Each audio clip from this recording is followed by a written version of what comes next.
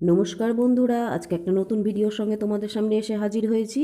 তো আজকে আমি বানাচ্ছি চিড়ের কাটলেট। তার জন্য দেখো, আমি আলু সেদ্ধ করে নিয়েছি। আলুটাকে আমি দুটো সিটি দিয়ে নিয়েছি, আর দিয়ে নিয়ে আলু সেদ্ধ করে নিয়েছি। এবার আমি চাকু দিয়ে একটু কেটে কেটে নিচ্ছি, তাতে তাড়াতাড়ি ঠান্ডাও হবে আর মাখতেও সুবিধা হবে। তো সেই জন্য দেখো আমি কেটে কেটে নিচ্ছি আলুটাকে।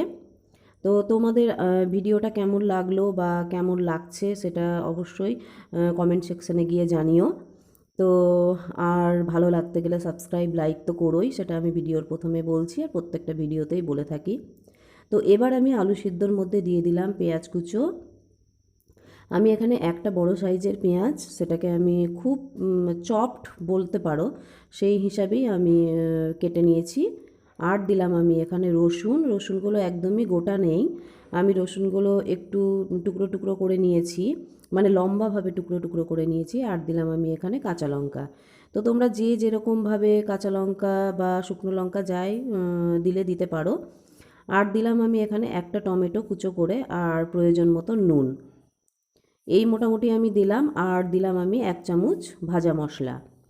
তো এইটা দিয়েই আমি মোটামুটি আজকের কাটলেটটা সারবো। তো সম্পূর্ণ ইনগ্রিডিয়েন্টস আমার দেওয়া হয়ে গেছে। তারপর আমি দিয়ে দিলাম চিড়ে।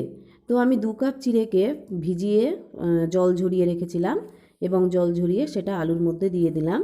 দিয়ে এবার দেখো, এটা আমি ভালো করে মেখে নিচ্ছি। খুব সহজ বানানো, অথচ খুব টেস্টফুল খাওয়ার।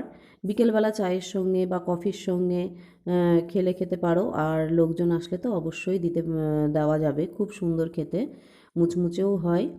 আর মুচমুচেটা কিন্তু খুব সুন্দর হয় এটা। ওই জন্যই আরও বিশেষভাবে এই কাটলেটটা তৈরি করা বা তোমাদের সঙ্গে শেয়ার করা। তো দেখো, তেলটা আমি ভালো করে গরম করে নিয়েছি, এবং গরম করে একটা একটা করে আমি যেরকম শেপের তোমরা চাইবে সেরকম শেপে আস্তে আস্তে এটা ভেজে নিতে হবে। তোমরা চাইলে লম্বা করতে পারো, গোল করতে পারো। তো আমি দেখো একটু উল্টিয়ে পাল্টিয়ে ভেজে নিলাম। আর ভেজে নিয়ে দেখো একটা একটা করে উঠিয়েও নিচ্ছি। তো আমার কাটলেট বা চপ যাই বলতে পারো, আমার রেডি অ্যান্ড সার্ভ। তো যদি ভিডিওটি ভালো লাগে তাহলে please like, subscribe and share. আর ভিডিওটি থাকার জন্য অনেক অনেক ধন্যবাদ।